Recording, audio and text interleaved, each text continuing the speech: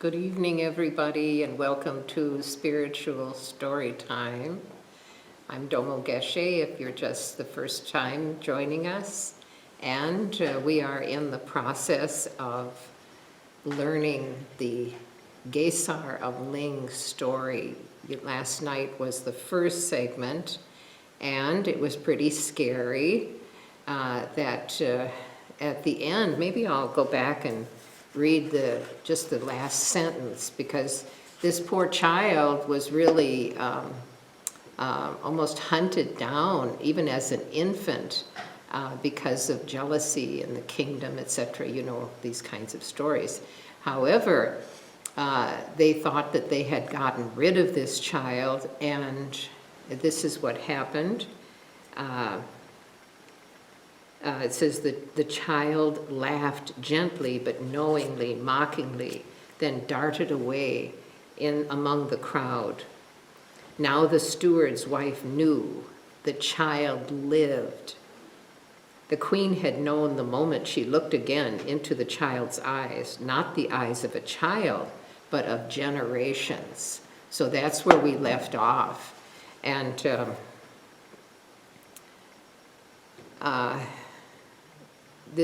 I've been doing, I really didn't know that much in my before about Gesar of Ling, but now that we're reading the story, I had to do a little bit of research myself, and I found that the Gesar of Ling epic, with which they compare to Homer's, what do they call that? Homer's Odyssey? Homer's Odyssey is actually the longest poem in the world. And and here it said that if the singer recited the poem for 6 hours a day, it would take several weeks to recite the entire Gesar of Ling. So this is Gesar's birth and early life that we're reading about here. And I was very interested to read some of the historical background of the interest in Gesar of Ling. So I'd like to continue now. I hope you had a lovely day. The weather is turning very spring-like here, and I want you to know that the asparagus is this tall. So get your mouths ready, because it's like that size now. Huh? So, Gesar of Ling. As Tondan's wife hurried back to tell her husband the terrible news, Gongmo walked across the courtyard and looked for her son. The little boy saw her and held high a stiff piece of tattered brocade. Smiling at his pleasure in this makeshift flag, she picked up the child, praising the gods who had restored her child to her, alive and well, only hours after his entombment. Tondan paced up and down the room. This is surely the future king of Ling, of whom the prophecies speak. Unless we find some way to be rid of this demon, we are all doomed. He glowered at his council. The men sat on cushioned divans, looking acutely embarrassed at their helplessness and very conscious of the truth of his words. Only Tondan's plump wife appeared unmoved by her husband's rage as she sat on a seat beside, but slightly lower than her husband's. We need a powerful magician to help us, she said. Someone used to controlling demons. Tondan stopped pacing. The hermit Ratna, he exclaimed, shouting with joy. On a rocky promontory bare of vegetation, hermit Ratna had his hermitage, where he spent long annual periods in retreat. For the rest of the year, he lived in a fine monastery built among the woods at the foot of the mountain. Tondan struggled up the stony track, cursing as he repeatedly cut and bruised himself on the rocks. He thought bitterly how typical it was of the hermit to have such an inaccessible place for a hermitage. By man's curious reasoning, Tondan had observed, which interpreted situations according to its own wishes and prejudices. The pilgrim's anticipation of meeting a holy man at the end of the path would only be increased by the inaccessibility of the hermitage. When Tondan at last reached the hermitage, he found Ratna sitting inside, waiting for him. "Welcome. I have tea ready to refresh you." The hermit poured them both some boiling hot liquid from a clay teapot. Tondan paused a moment to catch his breath before entering beneath the crude wooden awning above the mouth of the cave, which served to prevent the rain from driving into the hermitage. The hermitage was sparsely furnished, but the view was superb. One could see the whole valley, and Tondan could not help but feel a sense of wonderment at the beauty of the woodlands spread out below. Entering the cave, Tondan bowed before the great Ratna and draped a long felicity scarf across the low carved table set before the cross-legged hermit. Carefully, he placed a beautifully wrought silver butter lamp on the scarf, and as a container should not be offered empty, he placed a huge, rough-cut turquoise in the bowl of the lamp. Ratna's eyes flickered on the lamp for a moment. Then he draped a scarf around Tondan's neck in greeting and blessing. Tondan muttered his thanks, sucking in his breath as a sign of respect, like this, and took the seat in front of Ratna, who offered him some fruit. Actually, it goes like that. You have to just very correctly. I don't know why Western people don't learn how to do that. Anyway. Tondan was disarmed that the hermit had prepared for his visit. In all the years he had known Ratna, he had never shown the fat man any indications of having telepathic powers, though he was reputed to be a powerful, if greedy, magician. The hermit waited for Tondan to begin the conversation, but he found it difficult to do so before Ratna's intense eyes, enlarged and emphasized by his bony and emaciated face. Indeed, Tondan felt so embarrassed at the thought of the hermit's apparent telepathic powers that he could not gather his thoughts enough to explain his problem. His buck teeth rose and fell over his lower lip as he struggled to articulate his thoughts. "You fear," the hermit said abruptly, breaking the silence and sounding slightly impatient, "that this boy whose mother came from nowhere is the future king of Ling spoken of in the prophecies."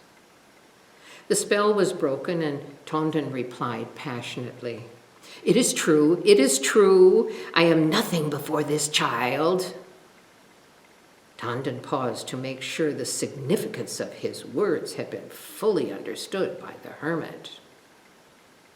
"Rinpoche," Tondan flattered with the title of a great lama, "with my own hands I have done everything to kill the child only hours after his birth. No human child could have survived.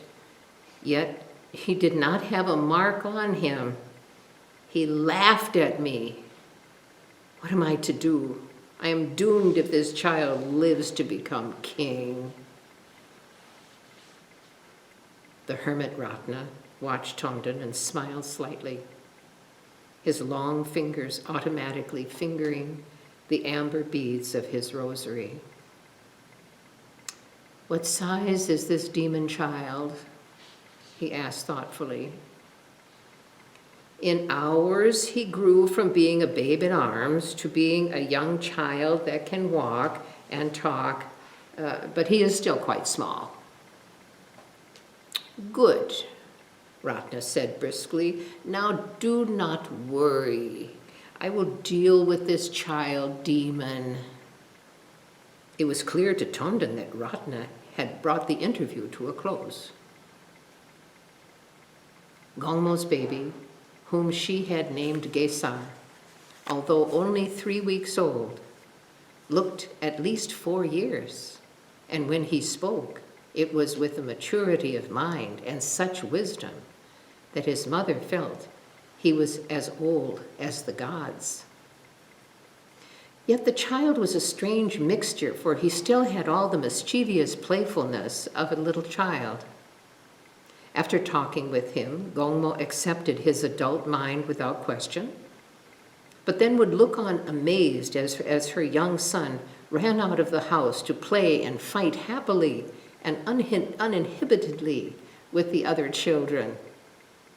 He did perfectly normal things, but there was always something about the way he did them that was unusual. Gongmo reflected on the time Gesar made a bow. Made a bow. It's the same spelling. He made a bow. He went to extraordinary lengths to find a special type of tree from which to fashion the bow, and to her surprise, insisted on using strands of her hair to make the bow string. Gongmo watched her son as he sat putting the finishing touches to the bow, his usually mobile face set in concentration. She had to admit that Gesar was not a very handsome child. Certainly he did not have the sort of face one would associate with a child of the gods. In fact, his broad, frank smile, laughing eyes, and snub nose made it far more believable that he was a child of the nomadic bandits. But when he talked to Gongmo about his mission, he became serious. His whole personality seemed to change, and he showed a compelling and definite charisma. Terrible screeching filled the air. Gongmo ran to the window.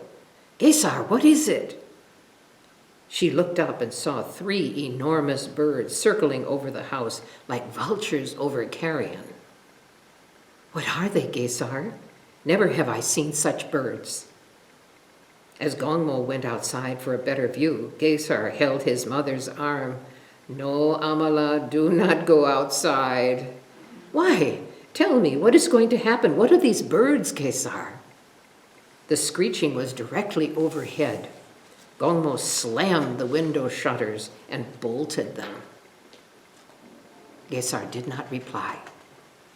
The little boy, no more than 18 inches tall, with bare buttocks beneath his tiny sheepskin chuba, was concentrating totally on putting the final touches to his bow. His nimble fingers worked on silently as though racing against time. "Holy gods, they're going to attack us!" The cry of the birds had an urgent, threatening quality. "What shall we do?" Gongmo backed away from the windows and grabbed hold of Gesar as the room darkened and the shutters shook violently, wings beating against them.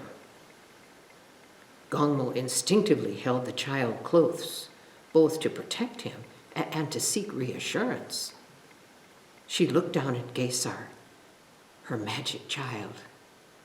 Small, round face, dark, wise eyes. But still he was a child.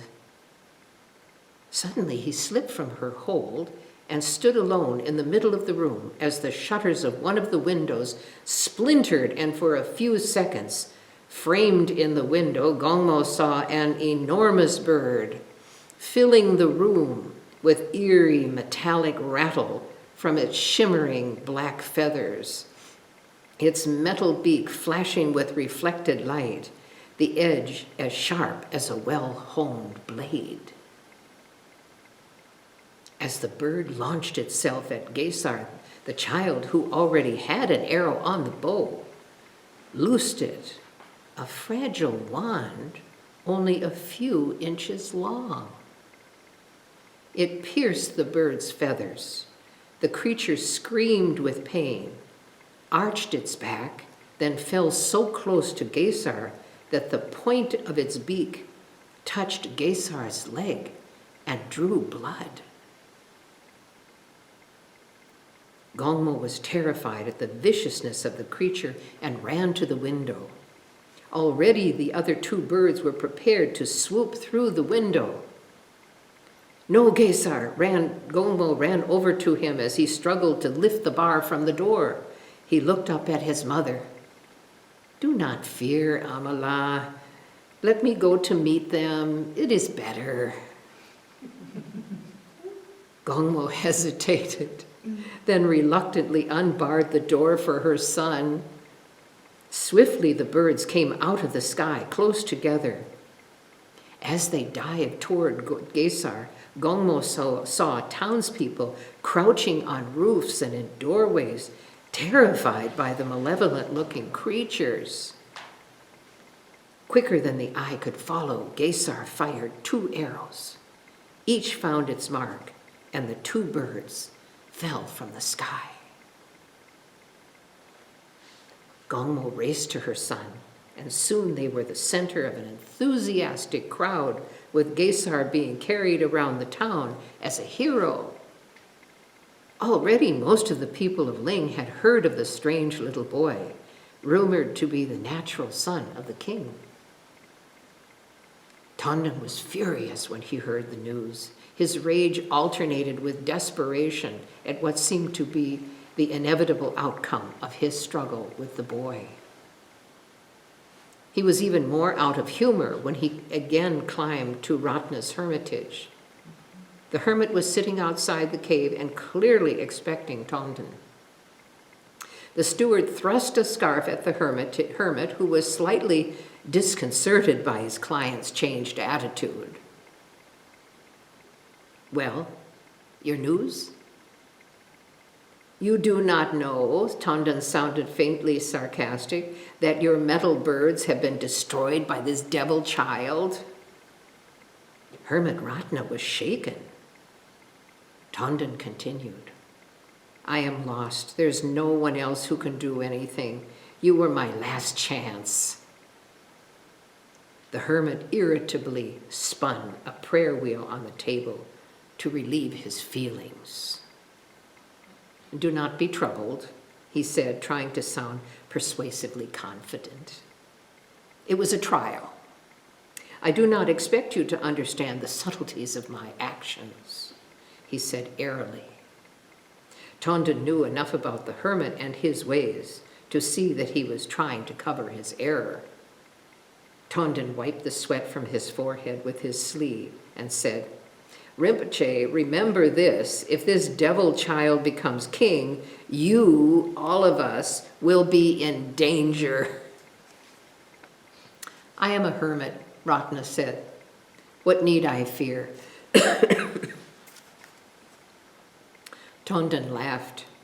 There will not be a hermitage, no matter how dark and how hidden, that will not fall to his searching gaze. Ratna's lips tightened. He gave an empty, bitter smile. Tanden, order the boy to come and see me tomorrow. Tanden's plump face was still beaded with sweat from the climb. He wiped his brow again on his sleeve. Rinpoche, what do I do if the child does not come? How do I make him come? He will come, Ratna said calmly, and lowered his eyes in meditation. Tanden was left alone with his apprehension and the ringing of a tiny bell that marked the turning of the prayer wheel. Gongmo was working the paddle in the wooden tea churn, mixing the butter and salt with the freshly brewed tea when the messenger found her in the kitchen. What does a messenger from the steward Tanden want with me? She asked apprehensively. You have a child. Yes. She reached behind her to clasp Gesar's hand. The little boy was hidden behind her skirts. He is to attend the hermit Ratna tomorrow. The others in the kitchen, who had gradually slowed their work as they listened to the conversation, burst into laughter. A heavily built woman who was the housekeeper seized hold of Gesar and held him high for everybody to see. This babe is meant to climb a mountain? I think the noble steward asked the impossible. Perhaps his mother is meant to take him, someone said. Remember who killed the metal bird, someone shouted. He is indeed a remarkable child. The housekeeper kissed Gesar loudly. The tiny child with the cascading laughter turned to the messenger. Tell your master, the noble steward Tondon, that I shall go to see the hermit Ratna tomorrow. Gongmo looked at her son, silently reproachful. He chuckled, saying, Have faith in me, Amala. Gongmo smiled, but her large eyes filled with tears. Despite Gesar's reassuring words, Gongmo's heart ached as she watched her son set off on the long journey to the hermitage. She had provided him with barley meal and dried cheese, cubes in a bag that he carried over his shoulder. From the windows of the king's house, the servants and Gongmo watched Gesar's slow progress, for he was still a very little boy indeed, and Gongmo was convinced that he would not reach the hermitage before sunset, but he had refused to let her go with him. As he walked through the fields, people stopped their work to ask him where he was going. And when he told them, many joined him, singing and laughing, carrying Gesar on their shoulders to the hermit Ratna. As they climbed the steep path, the sharp breeze caught the clouds of felicity scarves draped around Gesar's shoulders, gathering up the lightest and lifting them like feathers floating in the wind over the valley. It was a long and arduous climb. As they neared the hermitage, Gesar could hear the dry, rapid beat of the Damaru drum used to invoke the deities. He asked to be lowered to the ground so that he could approach the hermitage alone. As Gesar turned the corner, he saw that the hermitage was empty, and his eyes were drawn upward. Ratna, his deep-throated chant accompanying the drum, was sitting, dressed in the brocade robes of his personal deity, levitating some 12 feet from the ground. The pilgrims with Gesar were awestruck by this display of spiritual power. Some of them saw more than others. Terrified, they turned to force their way through the crowd and back down the narrow track. Like Gesar, they had seen the enormous, shadowy figure towering behind the hermit, with its dozens of arms fanning out from each side of its body, each arm moving, supple and snake-like, and grasping a different weapon of destruction. Its bull-like head moved impatiently. Its 3 eyes searched as though it hungered for destruction. Its whole being throbbed with power only held in check by Ratna. For many hours he had meditated on this being, until this Yidam, his personal deity, had appeared before him, charged not only with its own power, but also the concentrated mental power of the hermit. Gesar approached closer to the hermit. The deity held no fear to him. He knew it was only the fierce aspect of a power that could also be compassionate and gentle. And that power was always terrifying if one did not understand it. None of the pilgrims followed Gesar, for even if they could not see the deity, they could sense its presence. Ratna had fixed the little child not 2 feet high, with a terrible stare. The stocky Gesar looked back unwaveringly at the hermit and slowly wiped his nose on his grubby arm. The hermit was disconcerted, and his concentration was momentarily lost. He dropped fully 3 feet in the air. Ratna intensified the rapid beating of the Damaru drum, twisting it back and forth in his hand, so that the leather thongs hanging from it beat a rapid tattoo on the drum faces. The hermit paused in his chanting and said severely to Gesar, "Which demon gave you birth?" Gesar laughed loudly and looked up at the hermit with a mocking air, his head to one side. "Surely such a great hermit and magician as you knows who my parents are." The child did a handstand and, standing on his head, gazed in silence for some time at the hermit, who was, to say the least, unsettled by his total lack of success in intimidating the child. "You know of my mother, Gongmo, surely?" Ratna did not deign to reply. "She is one of the fairest of the Nagas, chosen by Guru Rinpoche himself to be my mother, just as the Bodhisattva Tuptengawa was chosen to be my father." Ratna began to sink slowly to earth, like a pricked balloon. He knew now that this was to be the greatest test in his life. Gesar continued to stand on his head and watch Ratna, who, still chanting and beating the drum, unfolded his legs as he neared the ground and entered his hermitage, still in the demonic shadow of his yidam. Ratna sat on the low divan in front of the shrine.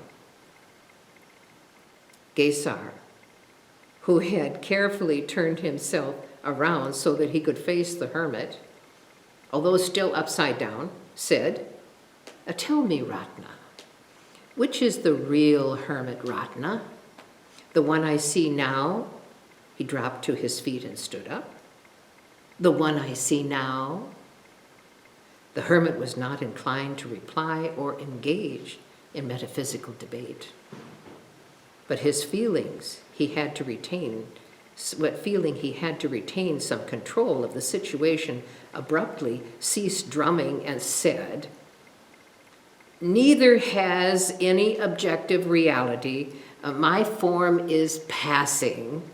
It changes every moment, but the potential for enlightenment within my mind shines as a lamp in the darkness forever." Gesar smiled. "Some will seize hold of the lamp to lighten their whole mind, while others will use its light to work in the shadows." Ratna picked up one of the carefully made tormas, pyramid-like cakes formed of colored dough, and infused it with the destructive power of his yidam.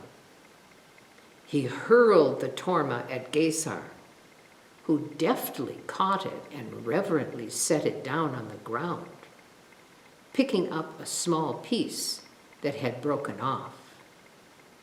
He looked at it and then at the hermit. Ratna sat rigid, unmoving, frozen with fear. "Why are you a hermit?" Gesar asked, and the magician felt dread at the calm note in the boy's voice. "That I might help people, little demon," Ratna shouted defiantly, helplessly. "Then surely such a strict hermit as you shall be of the very greatest help to people." Gesar laughed and raised his arm to throw the piece of torma. Ratna stood up and extended his arm in mute appeal, but Gesar had already thrown the piece of torma. It hit the rock with a grinding roar, and turned into an enormous boulder that slid down and fell across the entrance of the cave, entombing the hermit.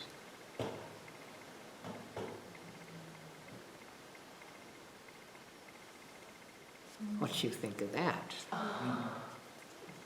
Time goes very fast with such an interesting story.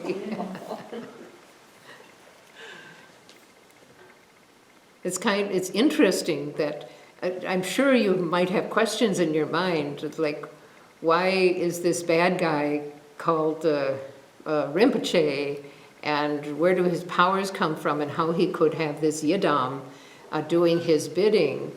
That there were many practitioners, power practitioners in Tibet and in many societies that would do their magic for for money or for status. And so they were. He probably was not a reincarnate Lama. But he was called Rinpoche as an honorific title. The abbots of monasteries were called Rinpoche, usually called Rinpoche. And so this title was given quite indiscriminately in Tibet. And so these magicians could actually become quite powerful, and sometimes very negative and sometimes very positive. So these are the difficulties of all religious traditions, and without good checks and balances, that bad people wind up doing bad things. So we turn that around with Gesar, who is going to teach the hermit some valuable lessons. So we continue this story tomorrow night. Sleep well. Don't worry about Gesar. He seems to be doing quite well, and the bad magician is getting what he deserves, I suppose. I don't know, like that. We'll find out tomorrow. Good night. See you.